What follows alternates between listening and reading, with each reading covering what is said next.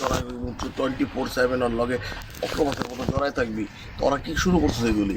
হ্যাঁ, তুই আমার এই এত বড় একটা কাহিনী ঘটো, তুই আমার তুই বস আমি তো একটু ঘুমাইছিলাম। 1.5 দিন পর কইলি বস আমি তো একটু ঘুমাইছিলাম। আমি তো একটু ঘুমাই তুই তো ঘুমাবি, তুই তো পেন্সিল ঘুমাবি, তুই তো কি, তুই তো ডাল খেয়ে ঘুমাইতে হবে। তুই তো ডাইল খেয়ে ঘুমাস, আমি ডাইল রোল কিছু খাই না, আমার উল্টাপাল্টা কথা বলতে বলেন বস। কোলার পিঠে গাঞ্জা খায়, গাঞ্জা কি নেশানি, গাঞ্জা কি খারাপ জিনিস? সবাই খায়। আমি এগুলো কিচ্ছুই খাই না। আরে বেটা বোধাই তুমি বলো যে আমি একটু গাঁজা মধ্যে কিছু খাই না। না তুই যে গাঞ্জা খাস, তুই ভাই গাঞ্জা কি নেশানি, তো গাঞ্জা কি নেশা নাকি? আপনিও খান। গাঞ্জা কি নেশা নাকি? এটা তো আপনিও খান। তাহলে স্বাস্থ্য ভালো থাকে।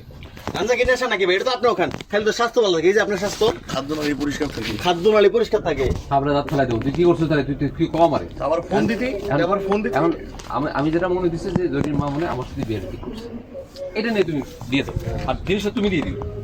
যাবো যাব